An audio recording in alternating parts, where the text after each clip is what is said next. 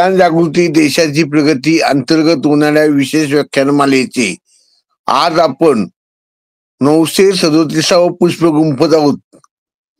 आणि आज आनंदाची बाब आहे की आज आपल्याला डॉक्टर रघु गायकवाड यांच्यासारखे व्यक्तिमत्व भेटलेले आहे.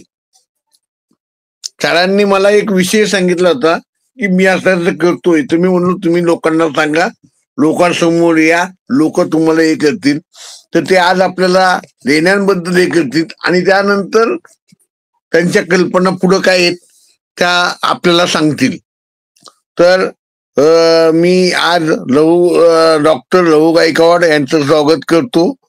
मी आजचे जे प्रमुख वक्ते आहेत त्या प्रमुख वक्त्यांबद्दल बोलायचं झालं तर सरांची ग्रंथसंपदा खूप आहेत.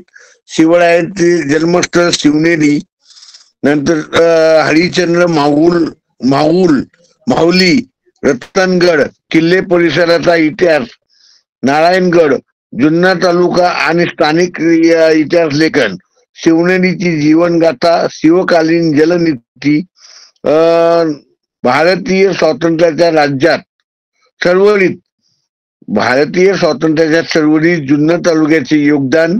प्राचीन भारताच्या इतिहासामध्ये लेणी हा प्रकार का अस्तित्वात आला, तो कोठून आला आणि जुन्नर मधल्या एकूण लेण्या आणि लेण्यांमधील शिलालेख. आणि भाषणाचा उत्तरार्ध आहे 200 फूट खोल बोरवेल घेतला तरी पाणी लागत नाही, पण प्राचीन कालखंडातल्या बौद्ध भिक्खूंचं जल व्यवस्थापनाचं तंत्र हे इतकं सुंदर होतं की मित्रहो, पावसाचा किल्ल्यावर पडणारा थेंब अन थेंब कसा जिरवावा आणि 12ही महिने हे पाणी कसं वापरावं याविषयीचं सगळं ज्ञान हे बौद्ध भिक्खूंना होतं.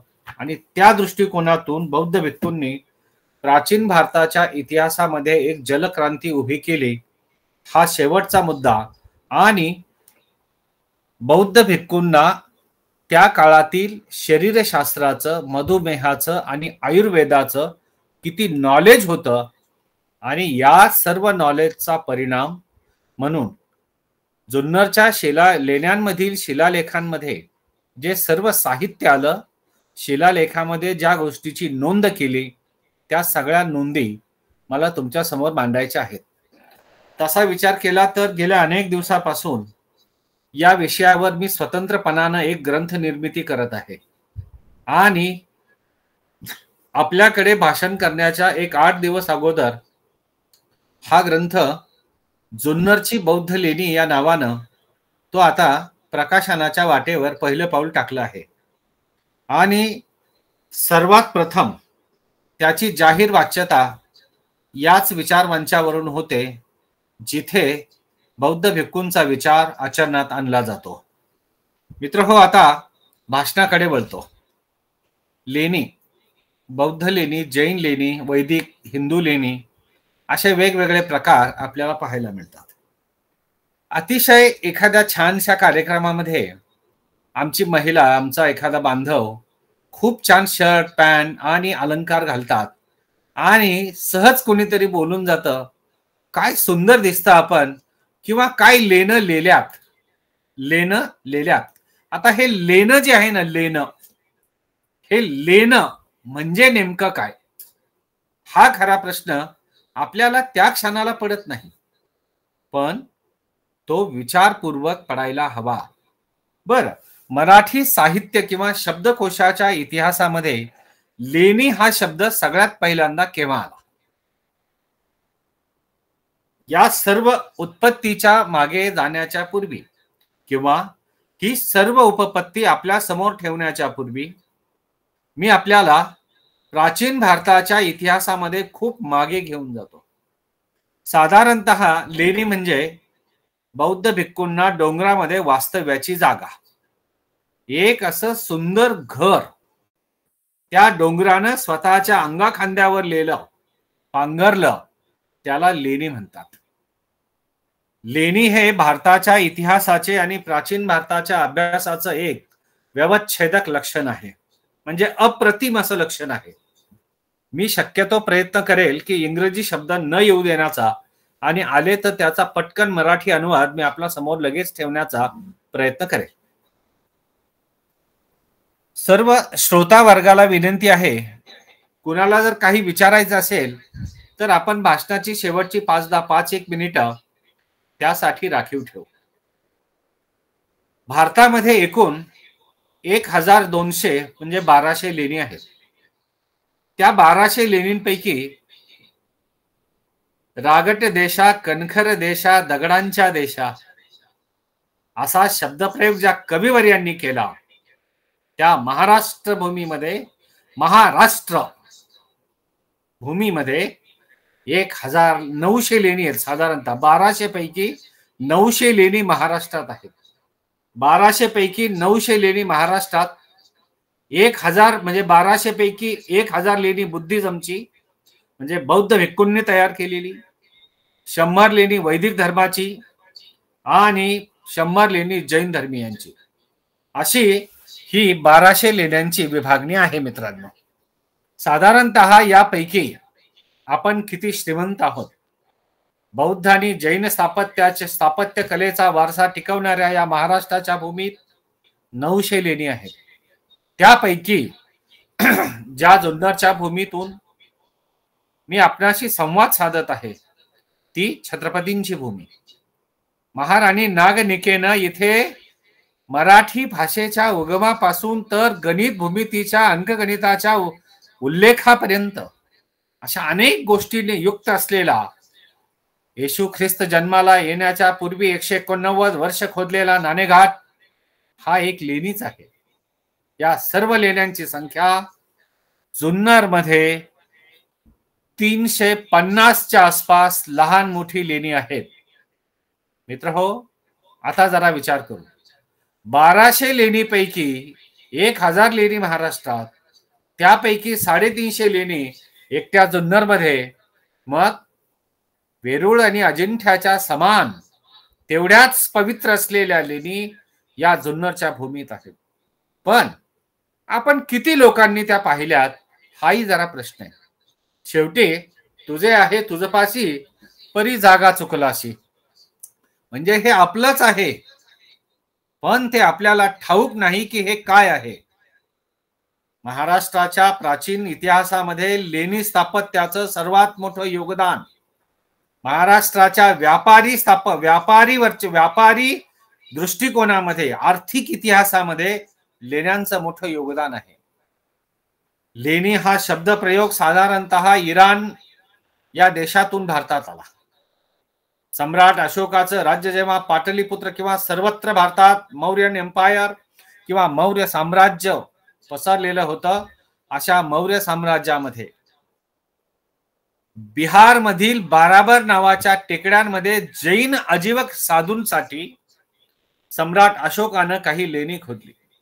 ती टेकडी आहे बिहार मधील बाराबर टेकडी.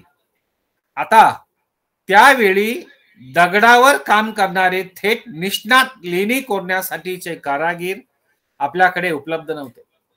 मग सम्राट अशोकानं काही इराणवरून कारागीर मागवले, शास्त्रीय भाषेत आयात केले, त्यांना नोकऱ्या दिल्या आणि त्यांना डोंगरामध्ये निवासासाठी लेणी खोदली. प्रश्न असा येतो, डोंगरामध्ये लेणी का खोदली? निवासच जर करायचा होता तर पाटलीपुत्रचा काचेच्या समान असलेला राजवाडा, जो भारताच्या इतिहासात भव्य दिव्य होता, मौर्य साम्राज्याच्या पाडावानंतर कित्येक दिवस तो जळत होता. जसं नालंदा आणि तक्षशिला ही विद्यापीठं जाळली. नालंदाचं काय वैभव आहे मित्रांनो, हे नालंदामध्ये गेल्यावरच कळतं. किंवा प्रतिष्ठित लेखक आणि विद्वान व्यासंगी व्यक्तिमत्व असलेले आह साळुंके यांचं गौतम बुद्ध आणि ह्यू एन संग यांचं प्रवास वर्णन हे 2 ग्रंथ वाचले की आपल्याला आपल्या महाराष्ट्रातील बौद्ध लेण्यांचं महत्व कळायला लागतं. जुन्नरची भूमी त्या दृष्टिकोनातनं पवित्र आहे की भारताच्या इतिहासातला पहिला बौद्ध भिक्खुनींचा संघ जुन्नरच्या 12 या गावामध्ये शिवनेरीच्या पायथ्याशी स्थापन झाला होता. आता आज आपली अशी अवस्था आहे की आपल्या तालुक्यात एवढ्या लेण्या आहेत आणि त्या पाहायच्या असतात, हेच आपल्याला ठाऊक नाही. बरं, पाहायच्या असतील तर त्या पाहण्यासाठी आपण काही अभ्यास करून जावा का? बर, भारतात अजून ही संकल्पना म्हणजे एखादं ऐतिहासिक वारसा संपन्न असलेलं ठिकाण ज्यावेळी आपल्याला पाहायला जायचंय त्यावेळी त्या वारसा स्थळाचा अभ्यास करून जाणारे फार कमी लोक त्या ठिकाणी आज पर्यटनाच्या भेटीला जातात. सम्राट अशोकानं लेणी खोदण्याची ही परंपरा आणली आणि जैन साधूंना हमरस्त्यापासून जवळच परंतु व्यापारी राजमार्गावर, पुन्हा सांगतो, हमरस्त्यापासून जवळ परंतु व्यापारी राजमार्गावर त्यांच्या निवासासाठी लेणी खोदली. आता विचार करा, जो जगत जेता सम्राट स्वतःच्या राजवाड्यामध्ये त्या साधू लोकांना आश्रय देऊ शकत होता, अशा सम्राट अशोकानं टेकडीची का निवड केली आणि तिथे का लेणी खोदल्या? तर बौद्ध धर्मामध्ये आणि जैन धर्मामध्ये जेव्हा धार्मिक कार्याच्यासाठी फिरावं लागतं तेव्हा त्या बौद्ध भिक्खू महोदयांना एक शांतता लागते आणि ती निश्चितच गावापासून दूर मिळते. शांत आणि एका नयनरम्य निसर्ग संपन्न वातावरणामध्ये 8 महिने ते उन्हामध्ये राहू शकतील, झाडाखाली झोपू शकतील, शांततेत राहू शकतील झोपडी बांधून. पण पावसाळ्याच्या 4 महिन्यामध्ये उन्हा आणि पावसापासून संरक्षण करण्यासाठी डोंगरात कोरलेलं मोठं विवर अस्तित्वात आलं आणि हेच म्हणजे डोंगरामध्ये कोरलेली लेणी. याला इतिहासाच्या शास्त्रीय भाषेमध्ये म्हणतात लयन संपदा किंवा लयन स्थापत्य आणि शुद्ध मराठी शब्दाला लेणी स्थापत्य.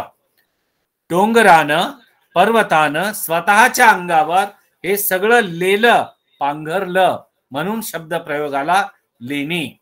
आणि या डोंगरातील वास्तूला किंवा घराला लेणी म्हणतात असा उल्लेख नाशिकच्या एका शिलालेखामध्ये आला आहे. सम्राट अशोकानं नाशिकच्या टेकडीमध्ये जेव्हा लेणं बौद्ध भिक्खूंनी कोरलं तेव्हा त्यात हा शिलालेख कोरलेला आहे. मित्र हो, लेणी पाहायला गेल्यानंतर उघड्या डोळ्यांनी जावं, चिकित्सक बुद्धिमत्तेने जावं.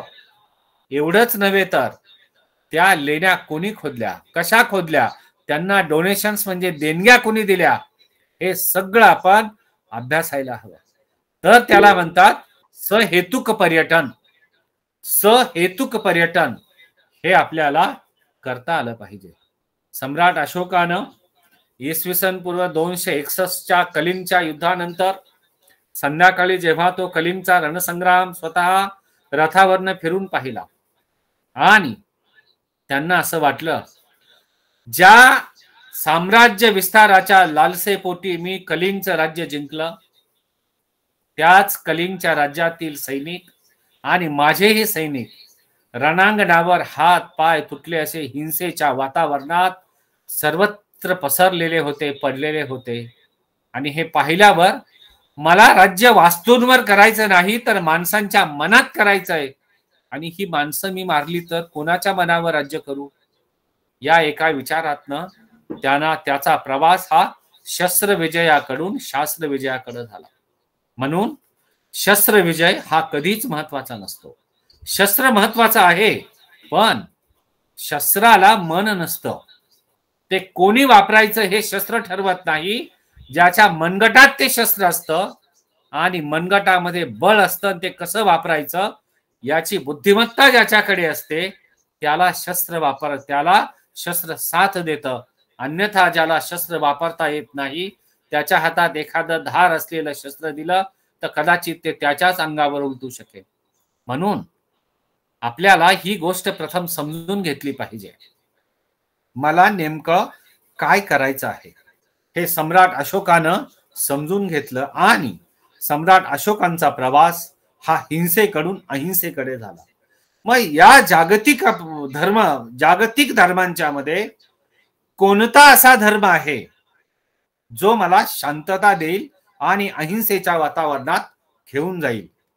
तो म्हणजे जगाला शांतता देणारा धर्म म्हणजे बुद्ध धर्म, बौद्ध धर्म.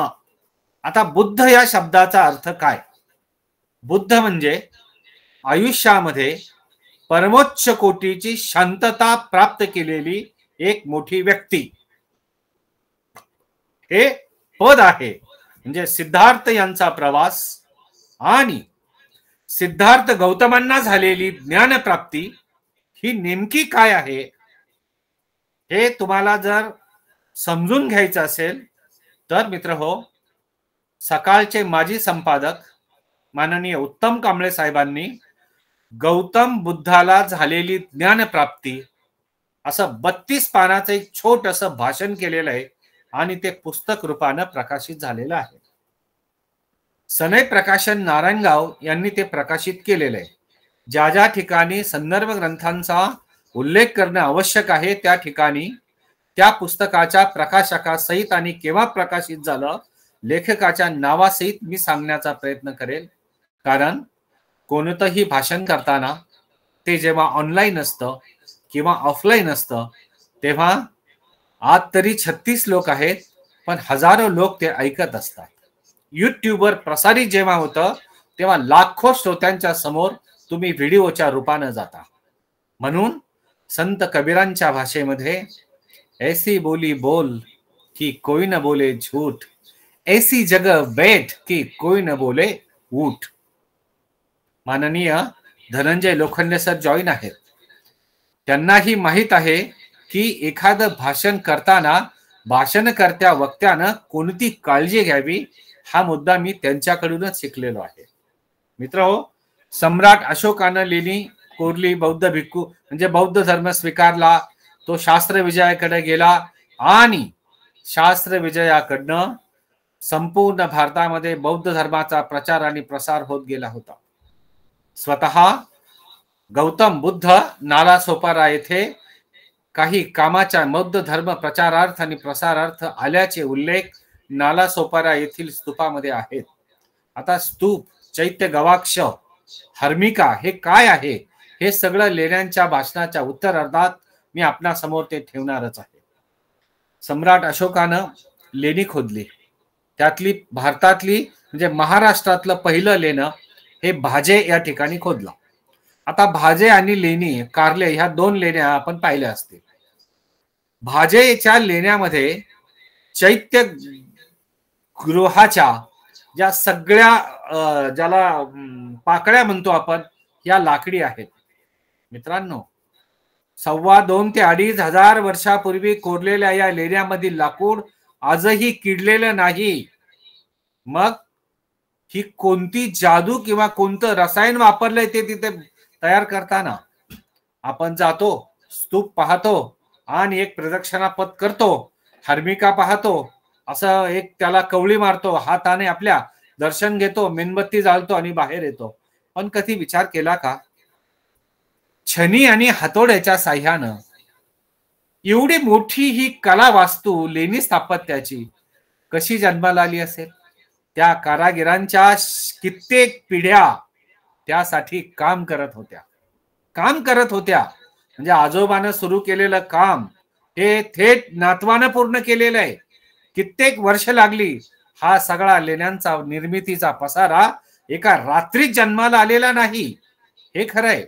आता भाज्याची लेणी पाहिल्यावर जेव्हा आत जातो तेव्हा दोन्ही बाजूला चैत्य गवाक्ष, पश्चिमाभिमुख ते लेणं आणि आत गेल्यानंतर स्तूप सगळं पाहिल्यावर किंवा ते सगळं चैत्यगृह पाहिल्यावर आपल्याला असं वाटतं की या सगळ्या चैत्यगृहाच्या त्या समा असलेल्या लाकडी अर्धवर्तुळाकृती पाकळ्या लाकडाच्या त्यात कशा बसवल्या असतील?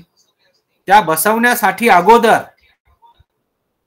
वर उभं राहून त्या अर्धवर्तुळाकृती दगडी कमानी तयार केल्या. मग जास्तीत जास्त वर्ष वयाचं वाढलेलं लाकूड, तेही सागाचं, ते तिथं फिट केलं. मग लाकूड काम आल्यावर सुतार हा समुदाय आला. दगडामध्ये छनी हातोड्यानं खोदायचंय म्हटल्यावर आपला दगडावर काम करणारा कारागीर आला, पण भारतात तर लेणी खोदण्याची परंपरा नसल्याने दगडी कारागीर फारसे नव्हते. अजून मंदिरांचा विकास व्हायचा होता. मंदिर नावाची कन्सेप्ट अजून तितकीशी विकसित पावलेली नव्हती. म्हणून मग काय, तर इथल्या सुतारांच्याच हाती वाकस आणि पठाशी ऐवजी छनी आणि हातोडा दिला आणि एक एक छनी हातोड्याचे घाव सोचत सोचत ते चैत्यगृह लेणं तयार झालं. आता एवढे दिवस हे सगळं काम चाललं.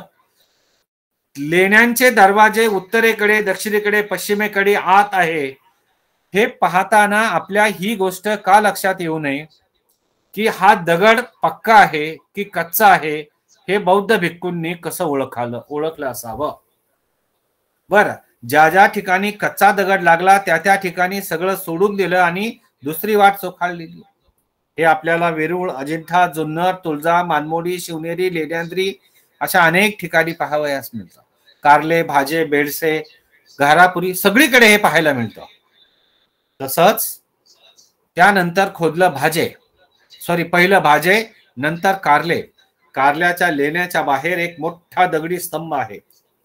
कालिदासाच्या नाटकामधला मालविकाग्नी मित्र या नाटकाचा नायक असलेला अग्निमित्र हा पुष्यमित्र शृंगाचा मुलगा, त्याने तो स्तंभ पुण्यकारक देणगी म्हणून कोरलेला आहे असा शिलालेख त्यावर त्यानेच त्यांच्याच काळात लिहून ठेवलेला आहे. यानंतर आपण आता जुन्नर तालुक्यात प्रवेश करू.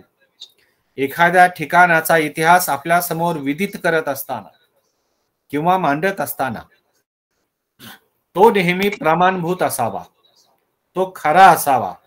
जी गोष्ट माहिती आहे, परिपूर्ण माहिती आहे, तीच आपल्या समोर मांडावी. अन्यथा नाव मोठं असेल आणि समाज अभ्यासू म्हणत असेल म्हणून मलाच फक्त एकट्याला येतं आणि ऐकणाऱ्या बाकीच्या कुणाला येत नाही असा आविर्भाव अजिबात वक्त्याचा असता कामा नये. माझा असा कोणताही आविर्भाव नाही.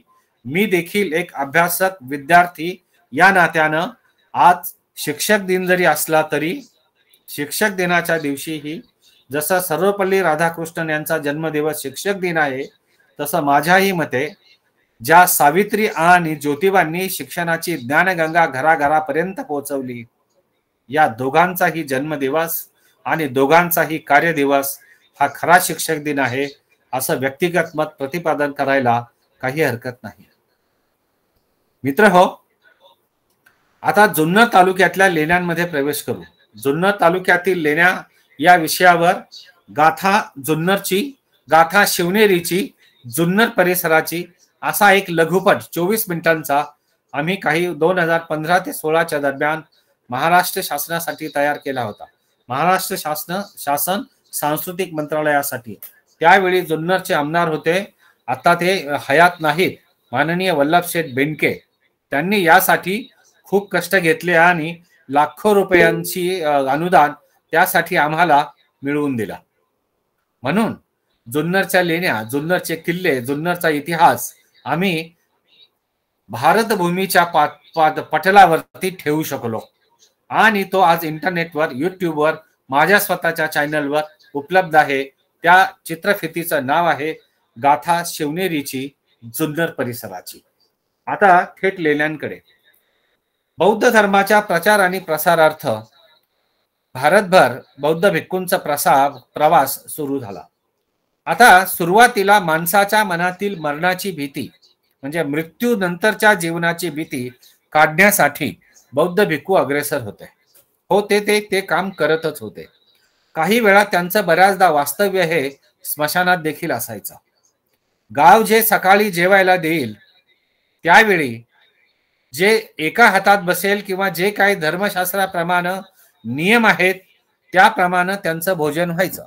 परंतु एक वेळ ऊन सहन करू शकू एखाद्या झाडाच्या सावलीमध्ये बसून, पण पावसाळ्यामध्ये राहण्यासाठी नितांत अशी निवाऱ्याची आवश्यकता जेव्हा प्रतिपादन झाली, त्यामधून जुन्नरमध्ये लेण्यांची निर्मिती होऊ लागली. आता जुन्नरमध्ये लेण्यांची निर्मिती होण्यासाठी सर्वात मोठी कारणीभूत ठरली ती राजसत्ता, म्हणजे ज्यांच्या नावानं महाराष्ट्र नावाची उत्पत्ती, ती सातवाहन राणी नागनिका.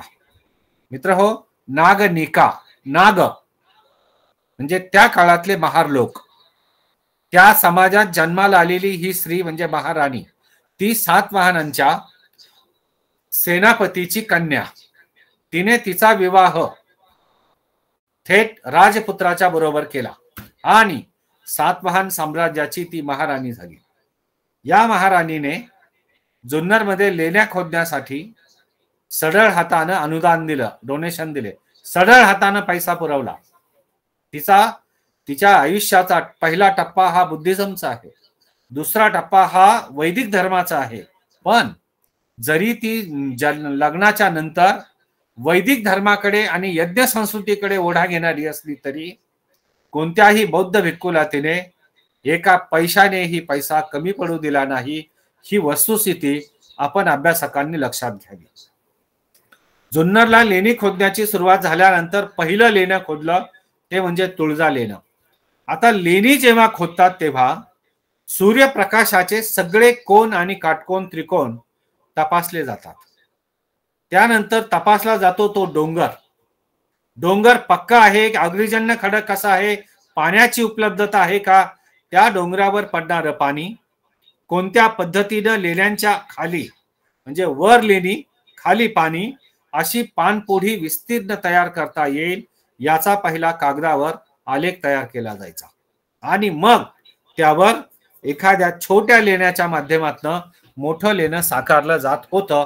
ही लेणी खोदण्याची वस्तुस्थिती. लेणी खोदताना चैत्यगृह, गर्भगृह आणि स्तूपाची जागा, स्तूप हा डोंगरामध्ये कोरण्याची पद्धती होती. जुन्नरमध्येही तुळजा लेण्यात तसंच झालं.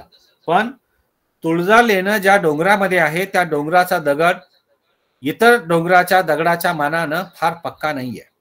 त्याचबरोबर त्या लेण्यांमध्ये पाण्याची सुविधा तितकी चांगली होऊ शकली नाही, म्हणून ते लेणं फारसं इतर लेण्यांच्या मानानं विकसित झालं नाही.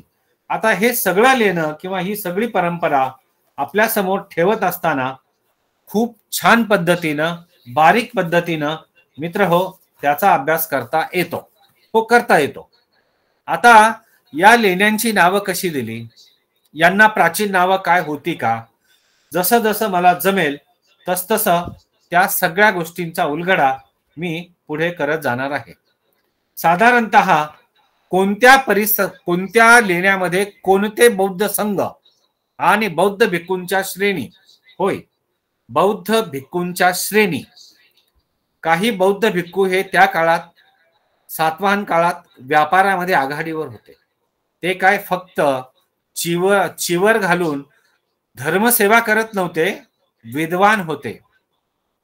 औषधशास्त्राचे, वैद्यक शास्त्राचे, चरक संहिते शास्त्राचे ते उत्तम अभ्यासक होते.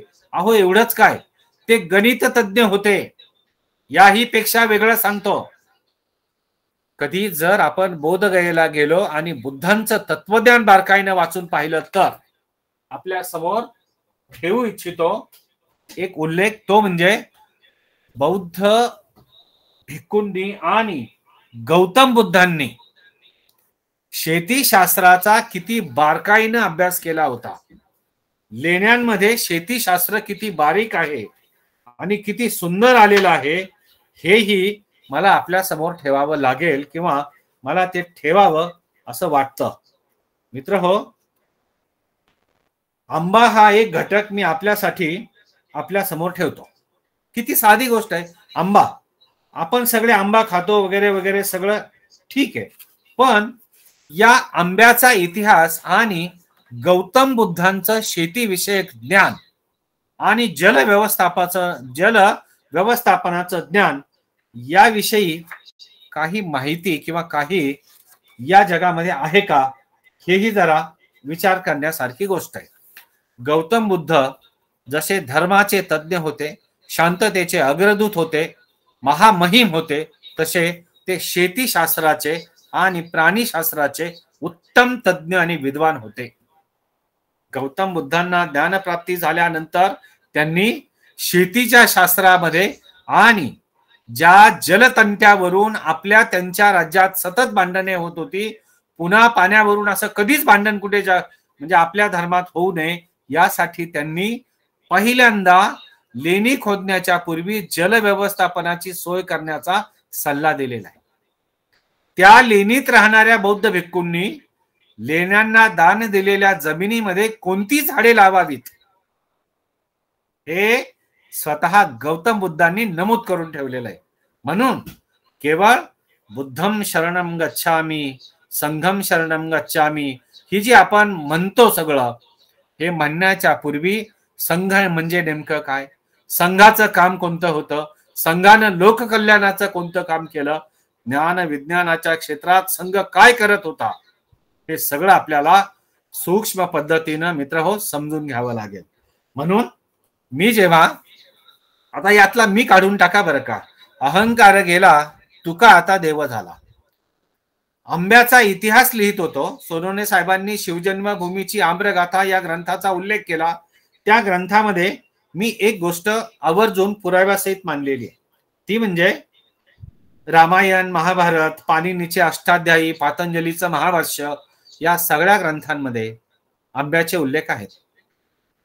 आंबा कसे लावतात, आंब्याची लागवड कशी करतात, आंब्याचे औषधी उपयोग काय, हे सगळं काही मांडलेलं आहे. पण बौद्ध आणि जैन साहित्यामध्ये आंब्याचे महत्व अतिशय बारकाईनं धार्मिक दृष्ट्या चित्रित केले आहे किंवा लिहिले आहे. बौद्ध साहित्यामध्ये विशेषतः बौद्ध लेणींमध्ये अनेक वनस्पतींचे उल्लेख आहेत. त्यात सर्वात महत्वपूर्ण वनस्पती आहे आंबा. आंब्याच्या अनेक नोंदी बौद्ध साहित्यामध्ये आहेत.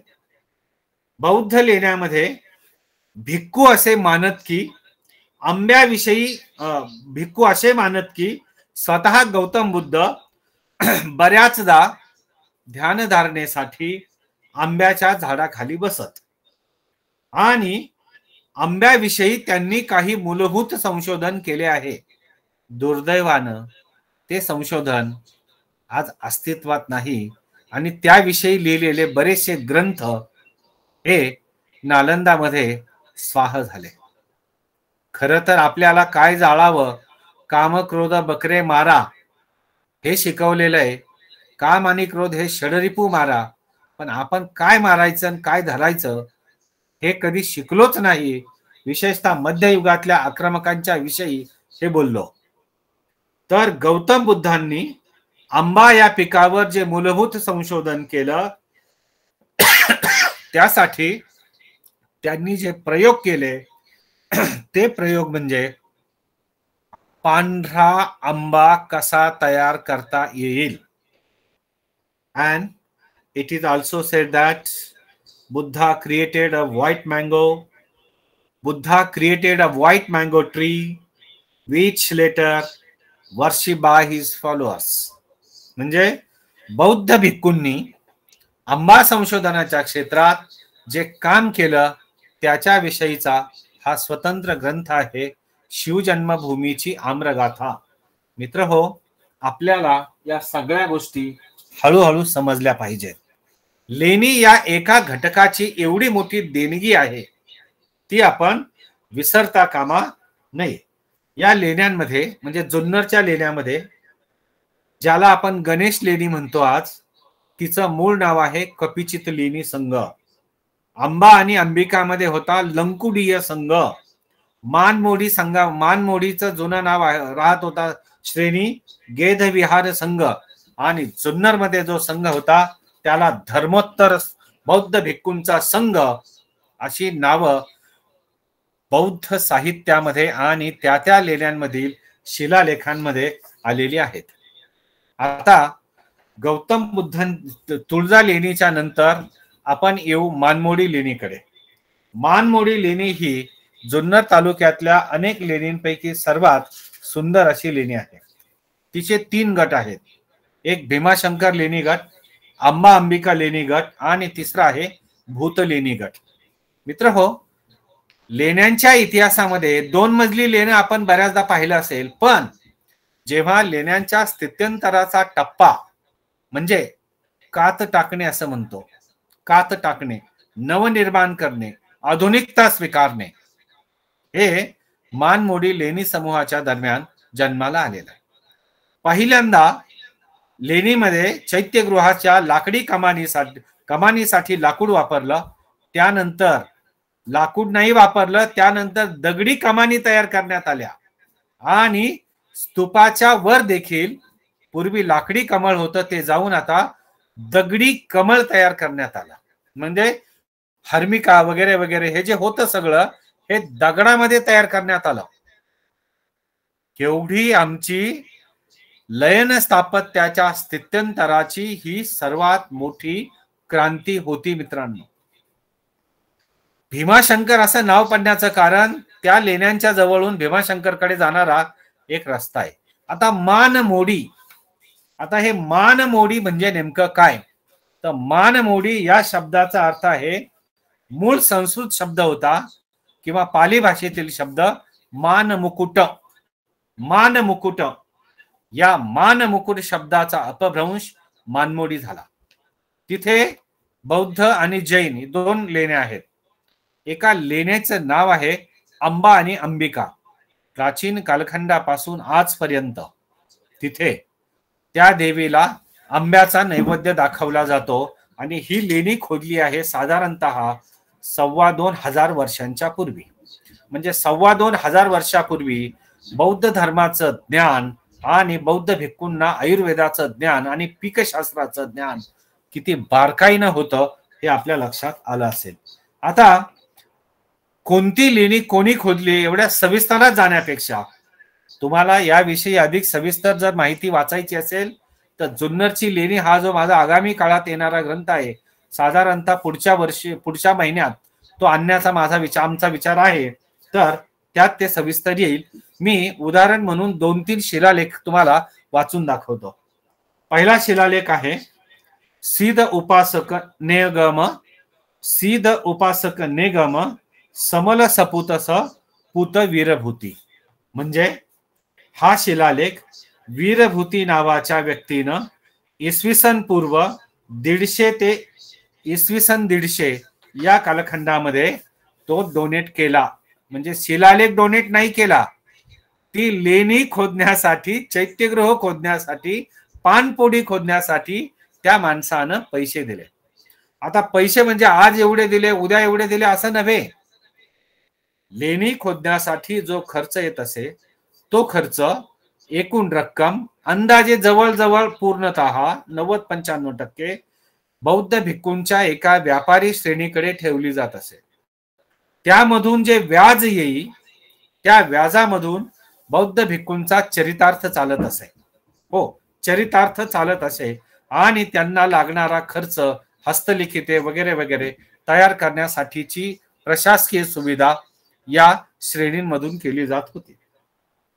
आता त्या अंबा आणि अंबिकेच्या लेणीचा दुसरा शिलालेख आहे महाखतपस सामीन हनापानस मातेस्य वसगोतस अयमस यधमच पोनीच मटमोपच पुनथय वसे 46 कतो. आता याचा मराठी अर्थ सांगतो.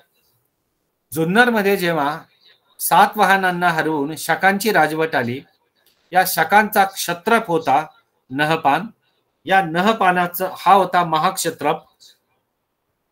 त्याचा जावई अयमोत्स हा नहपानाचा जावई.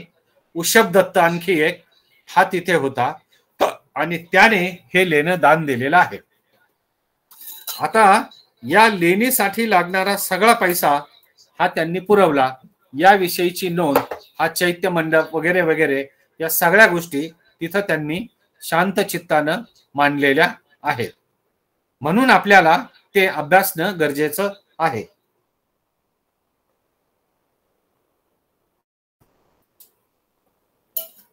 हे सगळं तुमच्या समोर ठेवताना इतकी सूक्ष्म काळजी घेण्याचा मी प्रयत्न केलाय की त्यातला एकही शब्द इकडे तिकडे होऊ नये. अंबा आणि अंबिकेच्या लेणीमध्ये गहपती, पुतान, भातून, दानक, सचपच, गब्बधेयम म्हणजे हे गर्भगृह अमुक अमुक ग्रहपती नावाच्या व्यापारीनं आणि त्याच्या 5 भावंडांनी ह्या 5 खोल्या गर्भगृह दान दिलेलं आहे.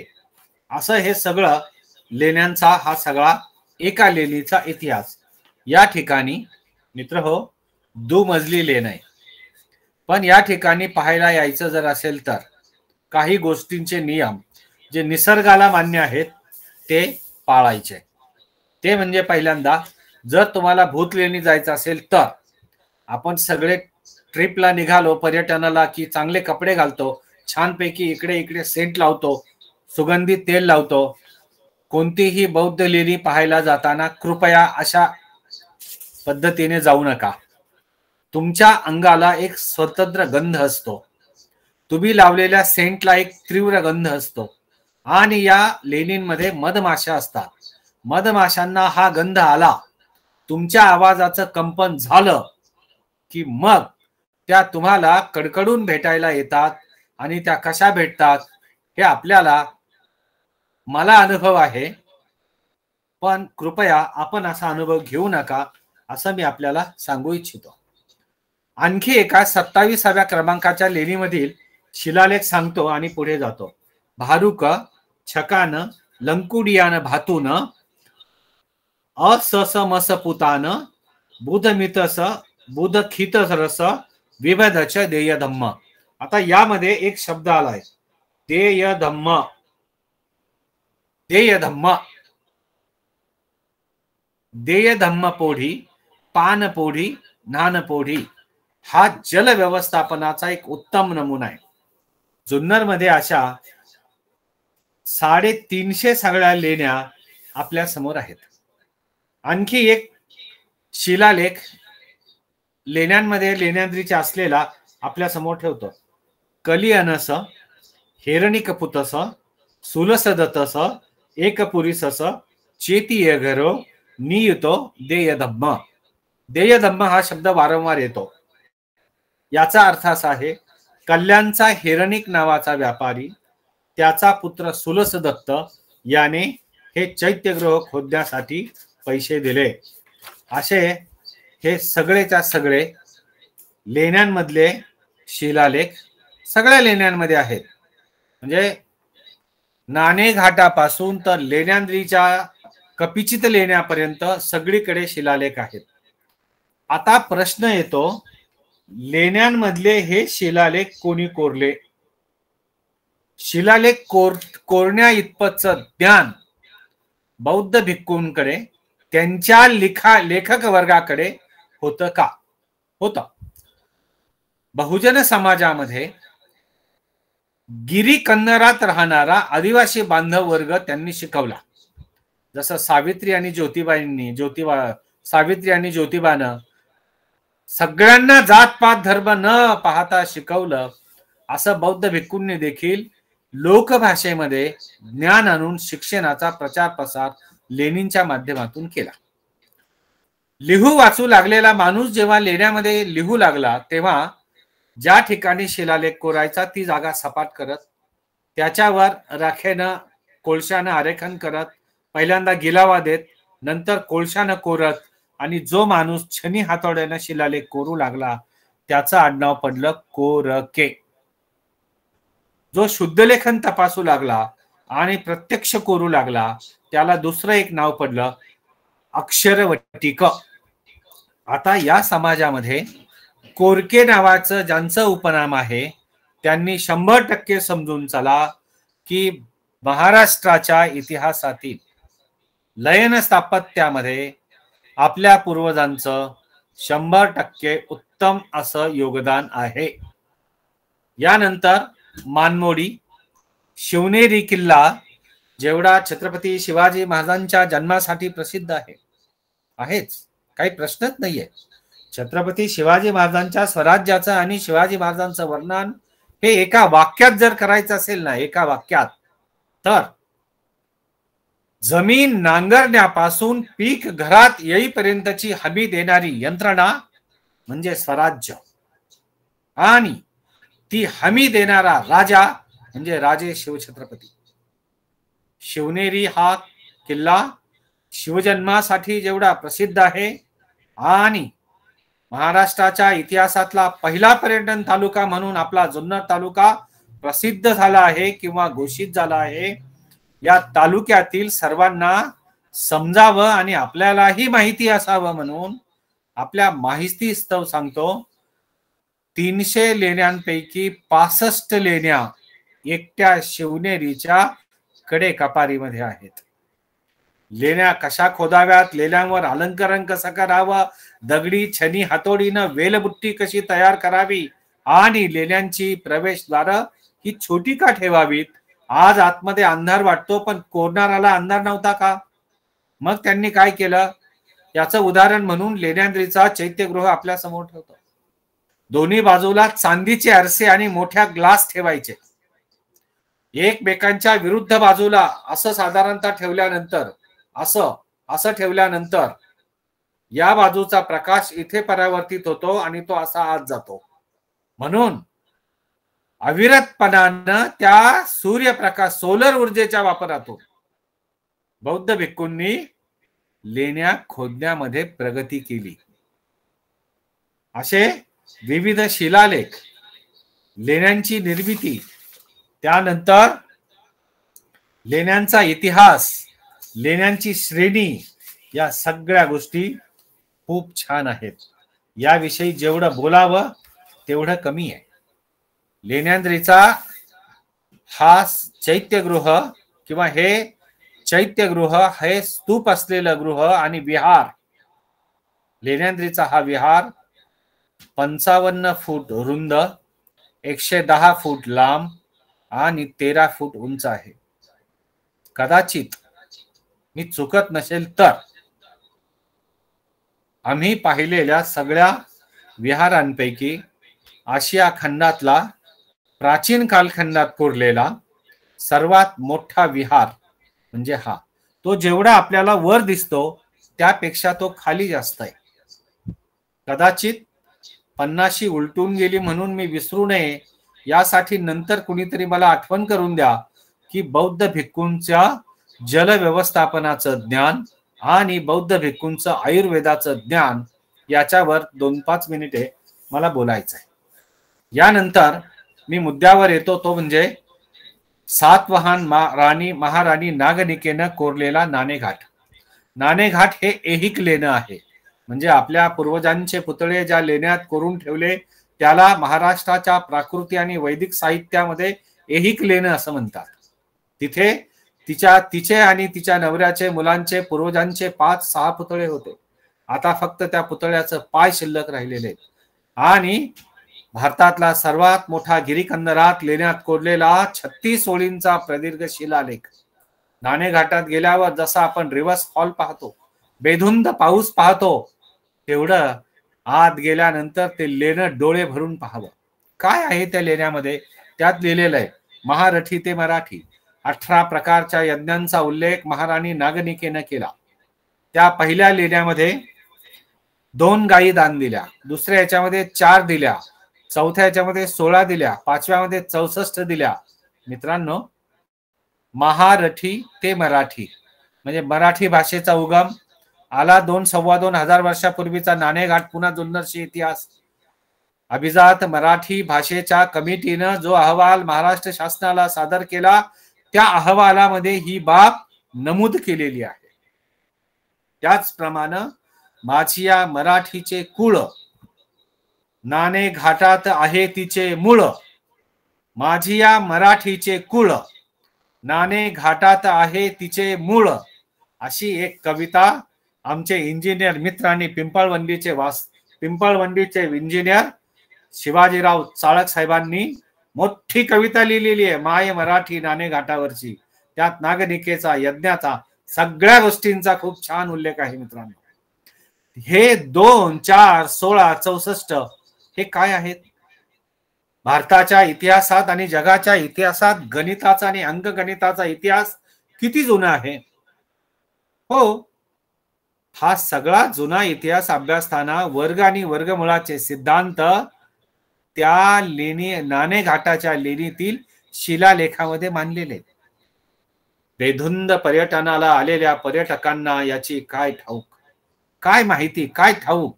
तो त्यासाठी आलेला, अर्थात पर्यटनाला यावं जबाबदार पद्धतीनं धार्मिक पर्यटनाला याल तेव्हा लेणी मधला शब्द आणि शब्द मित्रांनो समजून घेतला पाहिजे. कोण किती संख्येचे उल्लेख आहे सांगतो. म्हणजे लेण्यांचं भाषा आणि गणिती शास्त्राला किती मोठं योगदान आहे. नाणेघाटामध्ये 1, 2, 6, 7, 10, 12, 17, 100, 200, 400, 700, 1000, 4000, 6000, 7000 आणि 20000 आणि 70000 एवढ्या संख्या वर्ग आणि वर्गमुळाच्या सिद्धांतासहित कोरलेल्या आहेत. डॉक्टर शोभना गोखले यांनी लिहिलेलं पुराभिलेख विद्या नावाचं पुस्तक वाचलं तर आपल्या लक्षात येईल. मित्र हो, ज्ञान मिळवायचं असेल तर जात धर्म पंथ भेद याच्या पलीकडे जावा. आपल्याला बायबलही वाचता आलं पाहिजे, आपण कुराणही समजून घेतलं पाहिजे आणि एखाद्या गोष्टीला नाव जर ठेवायचं असेल तर ती काय आहे हे पण समजून घेतलं पाहिजे. म्हणजे एखादी कादंबरी शोकांतिका आहे का शोकात्मिका आहे, मराठी साहित्यातली ती कादंबरी आपण वाचली पाहिजे. म्हणून कोणतं लेणं कसं आहे, त्याचा अभ्यास कसा करावा हे पाहण्यासाठी आणि अभ्यास करण्यासाठी ते लेणं पाहावं लागेल, निरीक्षण करावं लागेल आणि अभ्यास करावा लागेल. शेवटी काय, असाध्य ते साध्य करिता सायास कारण अभ्यास तुका म्हणे. अभ्यासोनी प्रगटावे नाही तरी झाकोनी राहावे. फक्त ऐकायचं. या सगळ्या गोष्टी आपल्याला समजून घेता आल्या पाहिजे. त्यानंतर लेण्यांद्रीचा विहार, चैत्य विहार. लेण्यांद्रीमध्ये स्पिंक्स नावाची एक ग्रीस देवता आहे. म्हणजे लेण्यांद्रीच्या लेण्याचा आणि जुन्नर तालुक्यातल्या सगळ्या लेण्यांचा बौद्ध भिक्खूंचे व्यापारी संबंध थेट रोम बरोबर आहेत, रोम देशाबरोबर. अहो, आज रोमला जायला हजारो किलोमीटर्स, कित्येक तास विमानाला लागतात, पण बौद्ध धर्माचं नॉलेज हे तिथे कसं गेलं. जुन्नर मधला ओला बांबू रोम मध्ये निर्यात केला जात होता, कारण तिकडे वुडन टेम्पल नावाची कन्सेप्ट विकसित झाली होती. आता टेम्पल म्हणजे चर्च या अर्थानं बरं का, वुडन टेम्पल त्यांच्या दृष्टिकोनात ते. भारतातही ओल्या बांबूचं फर्निचर कसं करतात हे बौद्ध भिक्खूंकडे शिकावं. म्हणजे contribution of Buddhist monks to society खरं तर हा एक अभ्यासाचा वेगळाच विषय, त्याच्यावर स्वतंत्रपणानं बोलता येण्यासारखं आहे. म्हणजे बांबूचा वापर हा प्रेशर कुकर म्हणून करतात हे बौद्ध साहित्यात नोंदलेलं आहे. म्हणून तर आज आसाममध्ये किंवा नॉर्थ ईस्ट मध्ये 7 सिस्टर मध्ये आजही बांबू प्रेशर कुकर म्हणून वापरला जातो. आपल्याला आता हाच बांबू बौद्ध भिक्खूंनी कसा वापरला तर गावाचा, आपल्या राज्याचा, आपल्या पेढ्यांचा कारभार ज्यावर लिहून ठेवला असे तो कापसाचा पट्ट पोकळ बांबू मध्ये घालायचा, बांबूला होल पाडून त्याचे दोन्ही तोंड पॅक करायची. बांबूला संस्कृत मध्ये म्हणतात कील. जो पट्टा त्यात टाकला तो झाला पट्ट कील, जो सांभाळतो तो पट्ट कीलकू पाटेलू, याच्यावरनं आडनाव आलं पाटील. पाटील हे ज्यांचं आज आडनाव आहे ते प्राचीन कालखंडापासून त्या गावाचं प्रमुख पद आहे, हे आपण लक्षात घेतलं पाहिजे. त्यानंतर विविध प्रकारचे वर्गमुळा, यज्ञाचे सिद्धांत, त्रिकोणमिती, भूमिती या सगळ्या गोष्टी तिथे आलेल्या आहेत. यानंतर शिवनेरी किल्ल्यावरच्या लेणी. शिवनेरी किल्ल्यावर एकूण 65 लेणी आहेत, त्यापैकी 65 पानपोड्या आहेत, त्यापैकी अनेक पानपोड्या आणि लेणी आजही सुस्थितीत आहेत. आता भाषणाच्या उत्तरार्धाकडे वळतो. शिवनेरी किल्ल्यातील लेणी मानमोडी, अंबा अंबिका, भूतलेणी, तुळजा लेणी आणि नारायणगडावरची लेणी, चावण किल्ल्यावरची लेणी, हाडसर किल्ल्यावरची लेणी आणि जीवधन किल्ल्यावर एवढ्या सगळ्या ठिकाणी लयन स्थापत्याचा साम्राज्य विस्तार बौद्ध धर्माच्या काळात प्राचीन कालखंडात जुन्नर परिसरात झाला होता. आता विचार करा, 12ही महिने त्या लेणीमध्ये वास्तव्य करायचं म्हणजे पाणी लागणार आहे. आता भाषणाचे शेवटचे 2 मुद्दे, ते म्हणजे बौद्ध भिक्खूंनी उभारलेली जल व्यवस्थापनाची दृष्टी, पाणी अडवा पाणी जिरवा. आता तेव्हा काय बोरवेल नव्हते, पण बौद्ध भिक्खूंनी शिवनेरी किल्ल्यावरच काय ज्या ठिकाणी लेण्या खोदल्या आहेत त्या लेण्या खोदलेल्या डोंगराच्या माथ्यावरचं पाणी सगळंच्या सगळं खाली जमा केलं. लेण्यांद्रीच्या विहाराच्या खाली भली मोठी पानपोढी आहे.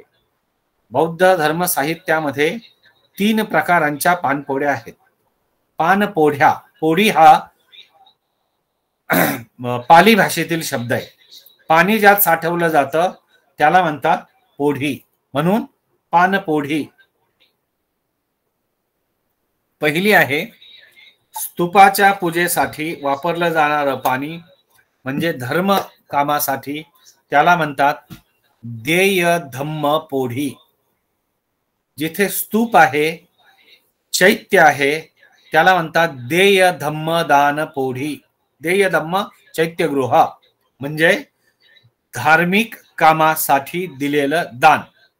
बौद्ध भिक्खूंनी बरोबर काटकोनामध्ये लेणी खोदून लेण्याच्या तळाशी पोढी खोदल्या, मोठे टाके तयार केले आणि हे टाके तयार केल्यानंतर बरोबर डोंगर उतारावरचं दोन्ही बाजूने असं पाणी आणून असं खाली ते थेट त्या पोढीच्या आतमध्ये आणलं. सगळ्या पोढींची प्रवेशद्वार ही खूप बारीक आहेत. याचं शास्त्रीय कारण काय असावं?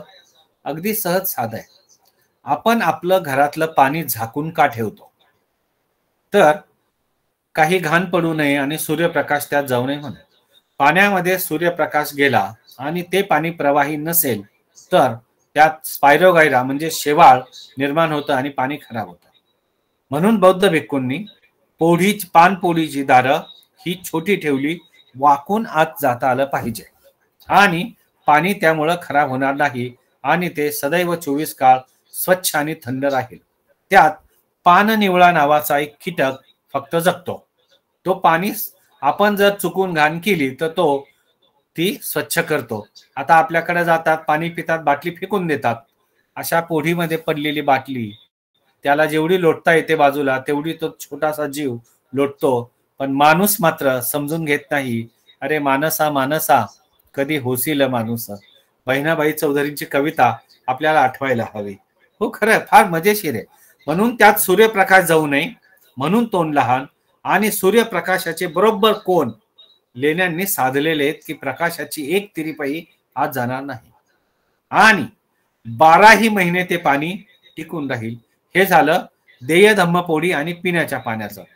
आणखी मोठी टाकी आहेत ती म्हणजे न्हाण पोढी. मोठ्याच्या मोठ्या पोढ्या तयार, टाके खोदायचे. ते टाके खोदल्यानंतर त्याच्या तळाला शेण माती यांचा गिलावा द्यायचा. झाडाची तरवड गिलाव बिलाईत यांचं असं खाली आवरण द्यायचं आणि त्याच्यामध्ये हत्ती उतरवून किंवा बैल उतरवून आपण खळं करतो त्याप्रमाणे तो खालचा पृष्ठभाग पक्का करायचा. तो असतो दगडीच पण पक्का करायचा.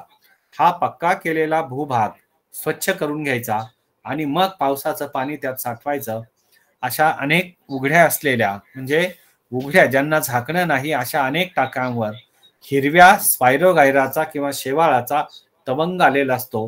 हे पाणी ते लोक जनावरं धुण्यासाठी किंवा धुनी भांडीच्या कामासाठी वापरतात. त्याचबरोबर जुन्नरच्या लेण्यांमध्ये चित्र आहेत. आता चित्रांचे रंग, चित्रांचा गिलावा मी आवर्जून सांगू इच्छितो. या विषयाच्या अनुषंगानं आमच्या जुन्नरमध्ये 1-2 व्यक्ती फार चांगलं काम करतात लेण्याविषयी. नंबर 1 आहेत सिद्धार्थ कसबे आणि त्यांच्या सोबतीला काम करतात आणि चांगला शास्त्रीय अभ्यास असलेली व्यक्ती ज्यांचा चित्रकलेचा म्हणजे प्राचीन चित्रकलेचा अभ्यास आहे असे बापूसाहेब ताम्हाणे. हे 2 माणसांची नावं मी उदाहरणादाखल, असे अनेक आहेत, उदाहरणादाखल मी आपल्यासमोर ठेवली. चित्र काढली, रंग, आता हिरवा रंग हिरवे पानापासनं, हिरव्या फुलापासनं, पिवळा रंग, नैसर्गिक रंग तयार केले. त्याचबरोबर बौद्ध भिक्खूंना समाजानं जमिनी दान दिल्या. या जमिनी दान देताना त्यांना असं सांगितलं की बौद्ध भिक्खू महोदया, तुम्ही जांभळाचं झाड लावा, तुम्ही वडाचं झाड लावा, तुम्ही नारळाचं झाड लावा, जे झाड बहुउपयोगी आहे असं लावा. आता त्यावेळी समाजातील अनेक लोकांना टक्कल पडलं समस्या होत होती. मग चाई नावाचा रोग किंवा टक्कल जर पडलं तर जास्वंद नावाची वनस्पती फुलझाड असतं ते लावायचं. त्याची कोवळी पानं घ्यायची आणि करंज वनस्पतीची कोवळी पानं पाण्यात उकळायची. एक तेलाचा तवंग येतो, तो तवंग काढून घ्यायचा आणि आपल्या डोक्यावर जिथे चाई झाली तिथे तो लावायचा. चाई हा रोग समूळ नष्ट होतो. आणखी लिहिलंय जुन्नरच्या लेण्यामध्ये, आपण लेण्यांच्या आजूबाजूला दान दिलेल्या जमिनीत जांभळाचं झाड लावावं. आता जांभूळ का, तर माणसाच्या शरीरामध्ये साखर जास्त झाली तर तो शर्करा युक्त होतो. ज्याला शर्करा मुक्त व्हायचं आहे त्याने जांभूळ खायचं. त्याची बी आपण फेकून देतो, बौद्ध भिक्खू फेकून देत नव्हते. ती बी स्वच्छ धुवून वाळवायची, फोडायची, त्यातला पांढरा मगज काढायचा आणि हा मगज त्याची पावडर करून शर्करा युक्त असलेल्या मधुमेही लोकांना खाण्यास द्यायचा आणि ते शर्करा युक्त कडून त्यांचा प्रवास शर्करा मुक्त कडे करायचा. म्हणजे टँकर युक्त कडनं टँकर मुक्त कडे जसं जातात असा हा प्रवास. आता हे बौद्ध भिक्खूंना कुठे नॉलेज मिळालं? हे ज्ञान बौद्ध भिक्खूंनी कसं प्राप्त केलं? जुन्नरच्या शिलालेखात हे उल्लेख कसे आले? अहो, त्यासाठी हजारो वर्षांची त्यांनी तपश्चर्या केलेली होती. दीपवंश आणि महावंश हे ग्रंथ वाचले तर आपल्या लक्षात येईल की बौद्ध धर्माच्या ज्ञानाला सीमा नाहीत. तो श्रीलंकेतही आहे, तो तैवानमध्येही आहे, तो जपानमध्येही आहे आणि तो कंबोडियामध्येही आहे आणि तो बँकॉकमध्येही आहे. भौगोलिक सीमा ओलांडून अफगाणिस्तान सारख्या राष्ट्रातही बौद्ध धर्माचे किंवा बुद्धांचे बामियांमध्ये असलेले पुतळे अर्थात काही माथे फिरू लोकांनी ते पाडले. सोडून द्या तो विषय. शेवटी काय, बुद्धांनी सर्वांनाच क्षमा केलेली आहे. शिक्षा करणारे आपण कोण? म्हणून आपणही सम्यक दृष्टिकोनातनं या लेनिनच्या इतिहासाकडे पाहावा. म्हणून 2 मुद्दे येतात. नैसर्गिक रंग तयार करण्यासाठी बौद्ध भिक्खूंचं योगदान आणि contribution of the Buddhist monk to society in the sector of Ayurveda. वडाचं झाड का लावायचं? साधी गोष्ट आहे. वडाला छोटंसं फळ येतं, ते फळ काढायचं, पावडर करायची आणि ती खायची. पोटदुखीवरचं सगळ्यात चांगलं औषध म्हणजे वडाचं फळ खाणे. वडाच्या पारंब्या केस वाढीसाठी वापरतात उकळून. हेअर टॉनिक, वडाच्या पारंब्याचा चीक असतो तो. किती साधी साधी गोष्ट आहे ना.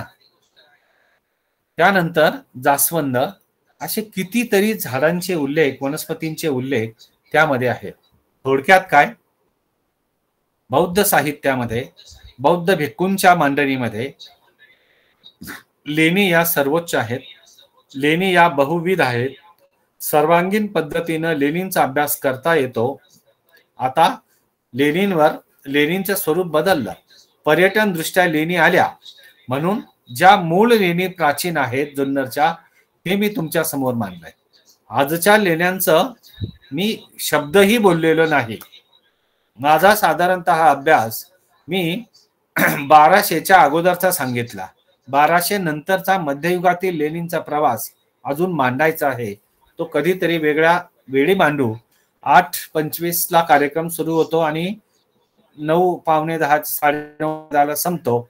त्यामुळे एकंदरीतच बौद्ध भिक्खूंच्या या योगदानाला, लयन स्थापत्याच्या क्षेत्रातील जुन्नरच्या या योगदानाला नमस्कार करतो आणि संत श्रेष्ठ तुकोबारायांच्या शब्दात मी माझ्या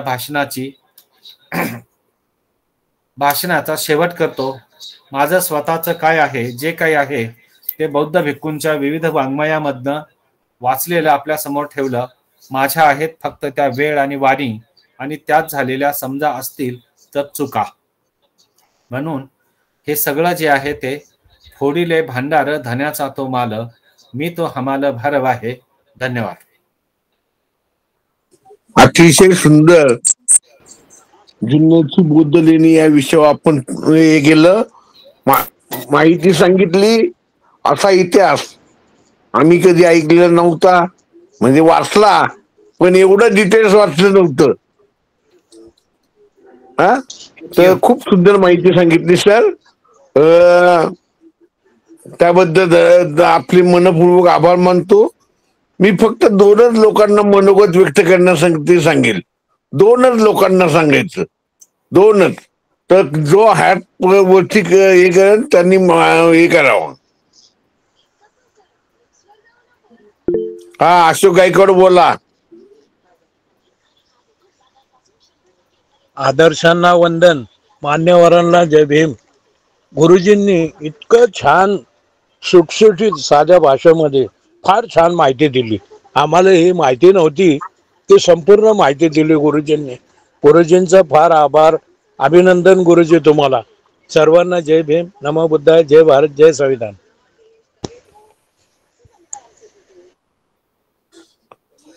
अतिशय सुंदर मनोगत सर. ह्यानंतर धनंजय लोखंडे, डॉक्टर धनंजय लोखंडेंना विनंती करतो की सर. हॅलो, सर्वांना सविनय जय भीम. ऐकायला येते? होय. येस. गायकवाड सरांचं भाषण ऐकणं म्हणजे ती पर्वणी असते. आजचं त्यांचं जे भाषण होतं अतिशय वेगळ्या पद्धतीचं, कारण मी सुरुवातीपासून अगदी प्रत्येक शब्द ऐकला आणि ज्या पद्धतीनं अभ्यासपूर्ण संदर्भासहित आणि उत्तम सादरीकरण, अतिशय महत्त्वाचं, अतिशय ज्याला म्हणूयात की स्मरणात राहील असं आणि अभ्यासपूर्ण असं व्याख्यान इथे आपल्याला ऐकायला मिळालेलं आहे. मला थोडासा एक फक्त सर आणि सर्वांसाठी एक संदर्भ द्यायचा आहे, तो असा की गौतम बुद्ध यांचे निसर्गविषयक विचार एक खेळणारांचं पुस्तक आहे आणि ते मी बऱ्याच दिवसांपूर्वी वाचलेलं आहे, पण आता मला ते मिळत नाही. ते मला पुन्हा वाचायचं आहे. जर कोणाकडे उपलब्ध असेल तर कसं मिळेल किंवा कुठून मिळेल ते मिळालं तर फार बरं होईल. छोटं पुस्तक आहे, छोटेखाने 80 ते 100 पानांचं असेल. गौतम बुद्ध यांचे निसर्गविषयक विचार आणि ते खैरनार, एवढंच मला आठवत आहे. खूप वर्षांपूर्वी वाचलंय, आता उपलब्ध नाही. पण सर अतिशय छान पद्धतीने मान्य केली. धन्यवाद. धन्यवाद सर. व उद्याच्या कार्यक्रमाची रूपरेषा सांगण्याकरता मी मुकेश माणिक गायकवाडांना विनंती करतो की सर उद्याच्या कार्यक्रमाची रूपरेषा सांगावी. धन्यवाद सर. आदर्शांना वंदन. आजचे प्रमुख वक्ते आदरणीय प्राध्यापक डॉक्टर लहू गायकवाड सर आणि उपस्थित सर्व मान्यवर, सर्वांना सविनय जय भीम, जय भारत, जय संविधान. आजचा विषय खरंच खूप सुंदर असा विषय, जुन्नरची बौद्ध लेणी. खऱ्या अर्थानं असा विषय खूप दिवसातून आपला झाला. मला वाटतं लेणी संवर्धक प्रभाकर जोगदंड सर यांनी असाच याविषयी आपण विषय घेतलेला होता. त्याचप्रमाणे नाशिकचे लेणी अभ्यासक आदरणीय अतुल भोसेकर सर यांनी सुद्धा आपल्या या लेणी संदर्भात माहिती दिली होती. आणि आज हा आपला लेणी संदर्भातला हा आपला तिसरा विषय. खूप सुंदर, म्हणजे खऱ्या अर्थानं अशा संबंधी जे पुस्तक आहेत आपल्याला पाहायला भेटत नाहीत आणि आदरणीय गायकवाड सरांनी अशा विषयी पुस्तक लिहिलेलं आहे.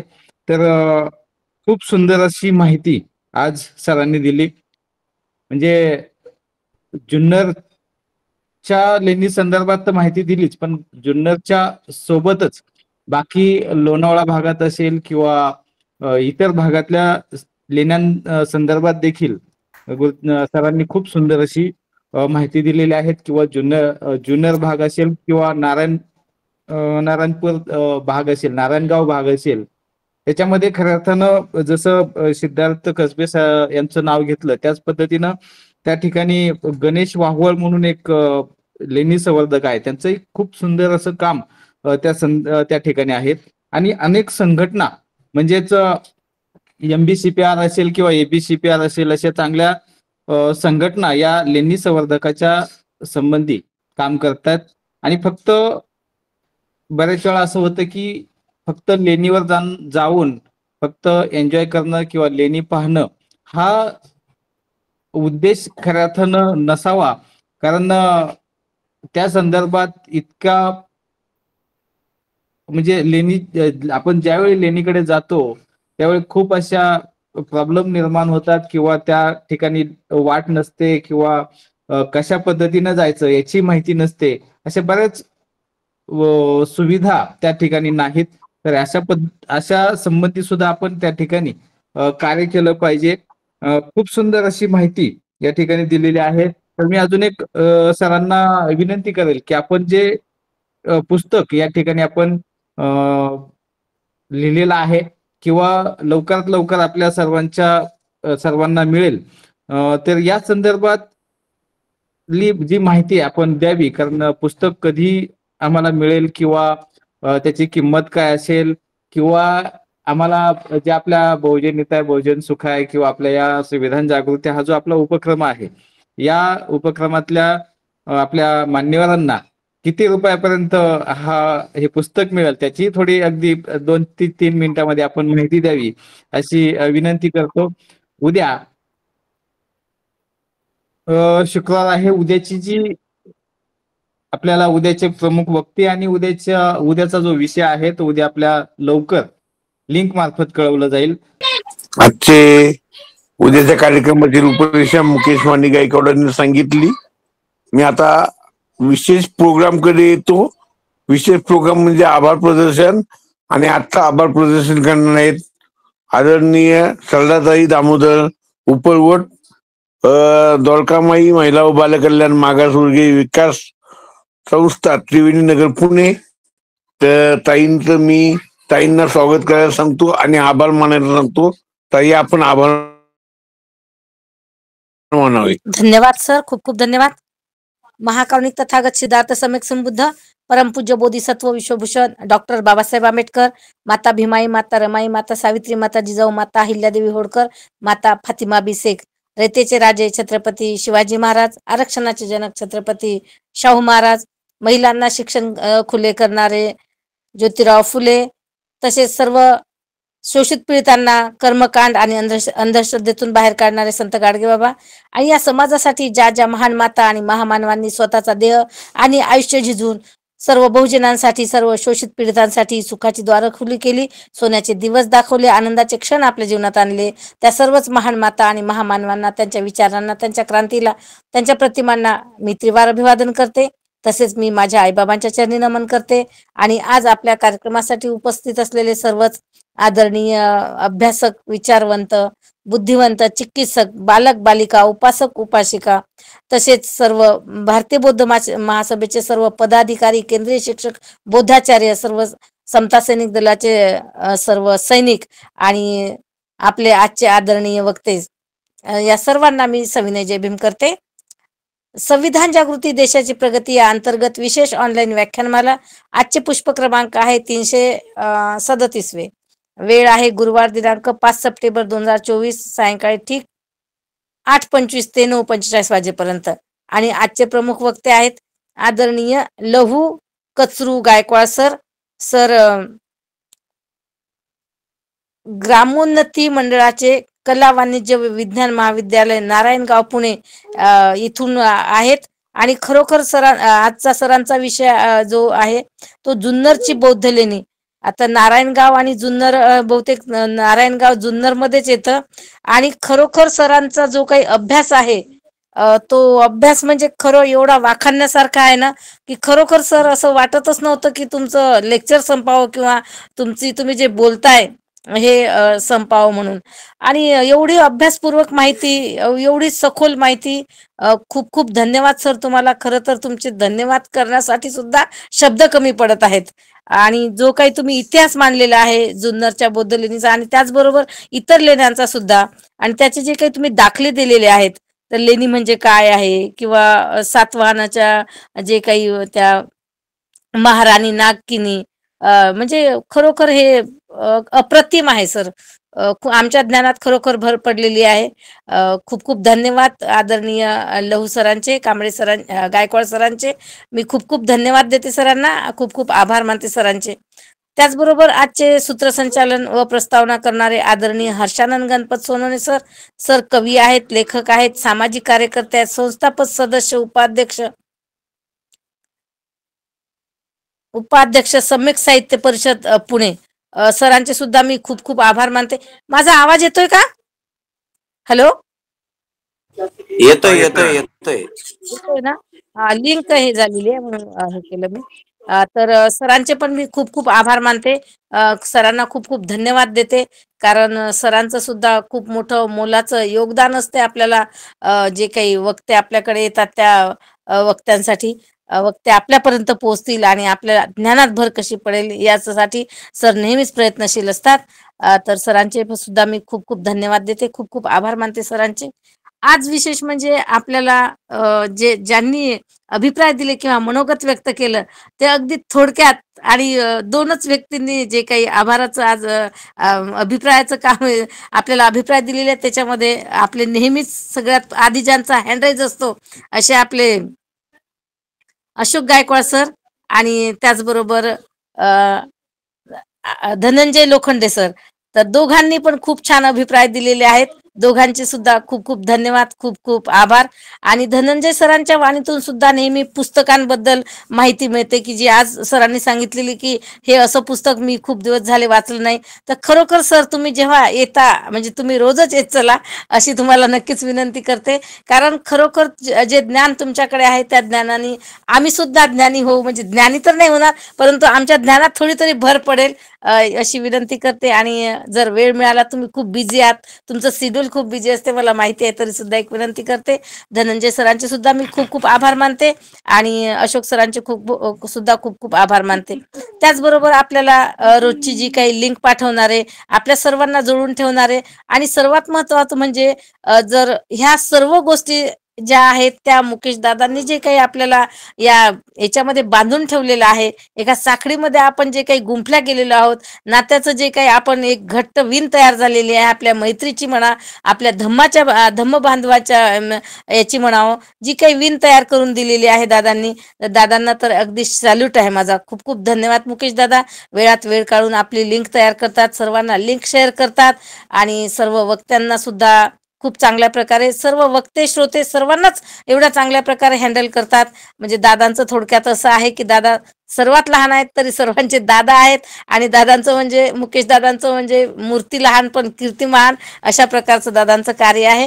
खूप खूप धन्यवाद दादा. त्याचबरोबर आमच्या स्वातीताई सुद्धा खूप वेळात वेळ काढून युट्यूबला जे काही आपला प्रोग्राम वगैरे सेंड करतात, ताईंचे सुद्धा खूप खूप आभार मानते. आणि आपल्या जे आठवड्याचं नियोजन असतं त्या आठवड्याच्या नियोजनासाठी आदरणीय सुभाष सोनवणे सर वेळात वेळ काढून सर्व कुणी आभार मानायचे आहेत किंवा काय आमचे काही आपल्या ग्रुपचे जे काही कार्य हे आहेत, आभार मानणे आहे, सूत्रसंचालन करणे आहेत, असे प्रत्येक याचे आम्हाला लिंक पाठवतात. असे सोनवणे सर DYSP आहेत, रिटायर्ड आहेत, तरी सुद्धा वेळेचा खूप सदुपयोग करतात सर. सरांचे सुद्धा मी खूप खूप आभार मानते, खूप खूप धन्यवाद सरांना देते. त्याचबरोबर आपल्या आदरणीय कोटांगडे ताई, माधुरीताई कोटांगडे ताई रेल्वे कर्मचारी आहेत आणि सामाजिक कार्यकर्ते आहेत. ताई सुद्धा आपला हा कार्यक्रम सुरू असला की या कार्यक्रमाचे सर्व लिस्ट बहुजन हिताय बहुजन सुखायला सेंड करतात. ताईंचे सुद्धा मी खूप खूप आभार मानते, खूप खूप धन्यवाद ताईंना देते.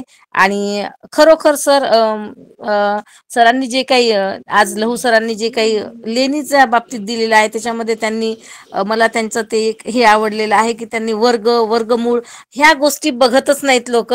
तर इथून पुढे नक्की ह्या प्रवचनातून तरी आपण बघू किंवा जे काही पर्यटक जातील लेण्यांवर तर ह्या गोष्टी नक्कीच लक्षात राहतील.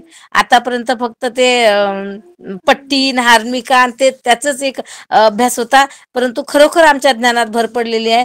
पुनश्च एकदा सरांचे मी खूप खूप आभार मानते, खूप खूप धन्यवाद देते सरांना. चुकून जर कुणाचा नामोल्लेख करायचा राहिला असेल तर मी दिलगिरी व्यक्त करते. आणि मला जे काही आज आभाराचं काम माझ्याकडे दिलं ह्याबद्दल मी समितीचे आभार व्यक्त करते. आणि पुढील सूत्र मी आदरणीय हर्षानंद सरांकडे देते. आदरणीय हर्षानंद सर. सर्वांना नमो बुद्धाय, जय भीम, जय भारत, जय संविधान. धन्यवाद ताई. आपण खूप सुंदर असं सगळ्यांचे आभार मानले. सगळ्यांच्या वतीने मी आपले आभार मानतो आणि आजचा कार्यक्रम संपला. असे